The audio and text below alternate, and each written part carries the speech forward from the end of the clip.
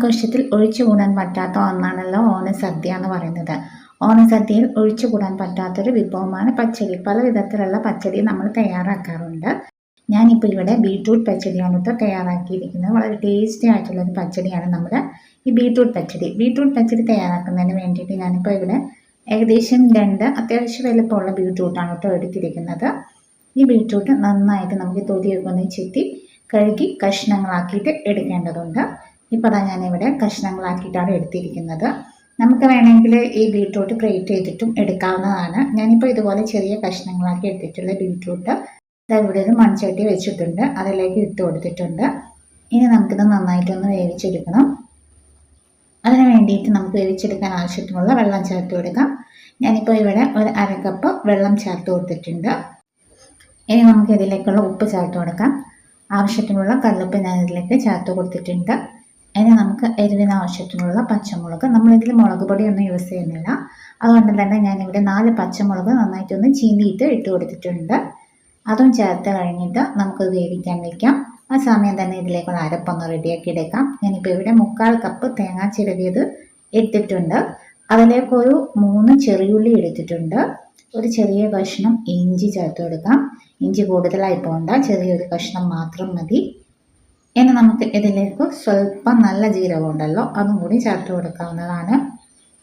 ഒരു 1/4 ടീസ്പൂൺ ചെറിയ ജീരകം അത്രയും ചേർത്ത് കൊടുത്തിട്ട് നമുക്ക് ഇതൊന്ന് അരച്ചെടുക്കാം. നമുക്ക് ഈ ബീട്രൂട്ട് പച്ചടിയിലേക്ക് വേണ്ടിയിട്ടുള്ള അരപ്പാണ് നമ്മൾ ഈ തയ്യാറാക്കുന്നത്. ഈ തേങ്ങ ചിരവിയതും അതുപോലെ ഇതെല്ലാം ചേർത്തിട്ട് മിക്സിയുടെ ജാറിൽ ഇട്ട് കൊടുത്തിട്ട് നന്നായിട്ടൊന്ന് അരച്ചെടുക്കാവുന്നതാണ്. നമ്മളിപ്പോൾ ബീട്രൂട്ട് വേവണ സമയത്ത് തന്നെ നമുക്കിതൊക്കെ ചെയ്തെടുക്കാവുന്നതാണ്. ഇനി തേങ്ങയൊന്ന് അരച്ചെടുക്കുന്നതിന് വേണ്ടിയിട്ട് നമുക്ക് സ്വല്പം വെള്ളം ചേർത്ത് കൊടുക്കാം. ഒരു 3 ടേബിൾ സ്പൂൺ വെള്ളം മതിയാവും. അത്രയും ചേർത്ത് കൊടുത്തിട്ട് നമുക്കിതൊന്ന് നന്നായിട്ട് അരച്ചെടുത്ത് മാറ്റി വയ്ക്കാം. ഇപ്പോൾ ഇതാ നമ്മൾ വേവിക്കാൻ വെച്ചിരിക്കുന്ന ബീട്രൂട്ട് നന്നായിട്ട് വെന്ത് വന്നിട്ടുണ്ട്. ഇതിപ്പോൾ കഷ്ണങ്ങളായതുകൊണ്ട് നമ്മൾ ഗ്രേറ്റ് ചെയ്തെടുക്കുന്നതിനെക്കാട്ടിലും കുറച്ച് കൂടുതലായിട്ട് തന്നെ വേവിച്ചെടുക്കണം. മറ്റേതാകുമ്പോൾ കുറച്ചുകൂടി പെട്ടെന്ന് വെന്ത് വരുന്നതാണ്. ഇനി നമുക്ക് ഈ വെന്ത് വന്നിരിക്കുന്ന ബീട്രൂട്ട് കഷ്ണത്തിലേക്ക് നമ്മൾ അരച്ച് വെച്ചിരിക്കുന്ന അരപ്പൊടി ചേർത്ത് കൊടുക്കാം. അതായത് പെട്ടെന്ന് തയ്യാറാക്കാൻ പറ്റുന്ന ഒരു പച്ചടിയാണ് കേട്ടോ ബീട്രൂട്ട് പച്ചടി എന്ന് പറയുന്നത്. കൂടാതെ തന്നെ നമ്മുടെ ബീട്രൂട്ട് എന്ന് പറയുന്ന വെജിറ്റബിൾ ധാരാളമായിട്ടുള്ള വൈറ്റമിൻസിൻ്റെ കണ്ടൻറ്റ് അടങ്ങിയിട്ടുമുണ്ട്. ബ്ലഡൊക്കെ ഉണ്ടാകുന്നതിന് ബീട്രൂട്ട് കഴിക്കുന്നത് വളരെ നല്ലതാണ്. ഇപ്പോൾ ഇതാ നമ്മുടെ തേങ്ങയുടെ അരപ്പൊക്കെ ചേർത്തിട്ട് നന്നായിട്ട് ഞാനിവിടെ മിക്സ് ചെയ്തിട്ട് എടുത്തിട്ടുണ്ട്.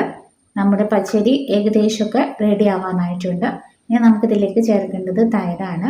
ഞാനിപ്പോൾ ഇവിടെ 1/2 കപ്പ് തൈരാണ് കേട്ടോ ചേർത്തിരിക്കുന്നത്. ഇത് അത്യാവശ്യം പുളിയുള്ള തൈരായതുകൊണ്ടാണ് 1/2 കപ്പ് ചേർത്ത് കൊടുത്തിരിക്കുന്നത്. പുളിയില്ലാത്ത തൈരാണ് യൂസ് ചെയ്യുന്നതെങ്കിൽ 1 കപ്പോളം ചേർത്ത് കൊടുക്കാവുന്നതാണ്. തൈര് ചേർത്തതിന് ശേഷം നമുക്ക് ഇത് നന്നായിട്ടൊന്ന് മിക്സ് ചെയ്യാം. ഉപ്പ് പോരായ്മ ഉള്ളത് കൊണ്ട് ഞാൻ കുറച്ചുകൂടി ഉപ്പ് പൊടി ചേർത്ത് കൊടുക്കുന്നുണ്ട്. ഉപ്പൊക്കെ ടേസ്റ്റിനനുസരിച്ചിട്ട് ചേർത്ത് കൊടുക്കാം. ഓവറായിട്ട് ചേർത്ത് കൊടുക്കണ്ട. ഓരോരുത്തർക്കും ഉപ്പ് എത്രത്തോളം ആവശ്യമുണ്ട് അതിനനുസരിച്ചിട്ട് ചേർത്ത് കൊടുക്കാവുന്നതാണ്. ഇനി നമുക്ക് ഈ പച്ചടിയിലേക്ക് വറവൊന്ന് താളിച്ചെടുക്കാം. വറവ് താളിച്ചെടുക്കുന്നത് എങ്ങനെയാണെന്ന് എല്ലാവർക്കും അറിയാവുന്നതാണ്. നമ്മൾ ചീഞ്ചട്ടി ഇവിടെ വെച്ചിട്ടുണ്ട്. അതിൻ്റെ അകത്തേക്ക് ഞാൻ 2 ടേബിൾ സ്പൂൺ വെളിച്ചെണ്ണ ചേർത്ത് കൊടുത്തിട്ടുണ്ട്. വെളിച്ചെണ്ണ നന്നായിട്ട് ചൂടായിട്ട് വരുമ്പോൾ നമുക്കിതിലേക്ക് കടുക് ചേർത്ത് കൊടുക്കാവുന്നതാണ്. ഞാനിപ്പോൾ ഇവിടെ ഒരു 1/2 ടീസ്പൂൺ കടുക് ചേർത്ത് കൊടുത്തിട്ടുണ്ട്. കടുക് ചേർത്ത് കൊടുത്ത് നന്നായിട്ട് പൊട്ടിയിട്ട് വരുമ്പോൾ നമുക്കിതിലേക്ക് ബാക്കിയുള്ള ഇൻഗ്രീഡിയൻസ് ചേർത്ത് കൊടുക്കാം. 2 വറ്റൽമുളകാണ് ഞാനിവിടെ പൊട്ടിച്ചിട്ട് ചേർത്ത് കൊടുത്തിരിക്കുന്നത്. വറ്റൽമുളകും നന്നായിട്ട് മൂത്തിട്ട് വരുമ്പോൾ നമുക്ക് ബാക്കിയുള്ള ഇൻഗ്രീഡിയൻസ് കൂടെ ഒന്ന് ചേർത്തിട്ട് കൊടുക്കാവുന്നതാണ്. ഇനി ഞാനിപ്പോൾ ഇതിലേക്ക് ചേർത്ത് കൊടുത്തിരിക്കുന്ന കറിവേപ്പിലയാണ്. കറിവേപ്പിലയും കൂടി ഇട്ട് അതൊന്ന് നന്നായിട്ട് താളിച്ച ശേഷം നമുക്ക് ഈ വറവ് നമ്മളിവിടെ ഉണ്ടാക്കി വെച്ചിരിക്കുന്ന പച്ചടിയിലേക്ക് ചേർത്ത് കൊടുക്കാവുന്നതാണ്. ഇപ്പോൾ നമ്മുടെ പച്ചടിയൊക്കെ നന്നായിട്ട് വെള്ളമൊക്കെ വറ്റി ഡ്രൈ ആയിട്ട് വന്നിട്ടുണ്ട്. അപ്പോൾ നമ്മുടെ വളരെ ടേസ്റ്റി ആയിട്ടുള്ള ബീട്രൂട്ട് പച്ചടി ഇവിടെ റെഡി ആയിട്ടുണ്ട്. ഞാനിതൊരു സെർവിങ് ബോളിലേക്ക് മാറ്റുകയാണ്. വളരെ പെട്ടെന്ന് ചെയ്തെടുക്കാവുന്ന ഒന്നാണ് ഈ ബീട്രൂട്ട് പച്ചടി. ബീട്രൂട്ട് ഇതുപോലെ കഷ്ണങ്ങളാക്കുന്നതിന് പകരം നിങ്ങൾക്ക് ഗ്രേറ്റ് ചെയ്തിട്ട് എടുക്കാവുന്നതാണ്. നമ്മൾ ഉപ്പേരിക്കൊക്കെ ബീട്രൂട്ട് ചെയ്യുന്നത് പോലെ ആക്കിയതിന് ശേഷവും പച്ചടി തയ്യാറാക്കാവുന്നതാണ്. അതിനേക്കാൾ കുറച്ചുകൂടി ഒരു ടേസ്റ്റി ആയിട്ട് തോന്നിയിട്ടുള്ളത് ഇതുപോലെ കട്ട് ചെയ്തിട്ട് എടുക്കുമ്പോഴാണ്. ബീട്രൂട്ട് പച്ചടി ഒരു തവണയെങ്കിലും ഇതുപോലെ തയ്യാറാക്കിയിട്ടില്ലാത്തവർ ഒരു തവണയെങ്കിലും ഇതുപോലെ ഒന്ന് തയ്യാറാക്കി നോക്കുക. ഫീഡ്ബാക്ക് അറിയിക്കുക. വീഡിയോ ഇഷ്ടപ്പെട്ടാൽ ലൈക്ക് ചെയ്യാനും സബ്സ്ക്രൈബ് ചെയ്യാനും കമൻറ്റ് ചെയ്യാനും ഒന്നും മറക്കരുത്. നെക്സ്റ്റ് വീഡിയോ ആയിട്ട് വീണ്ടും വരാം. Thank you.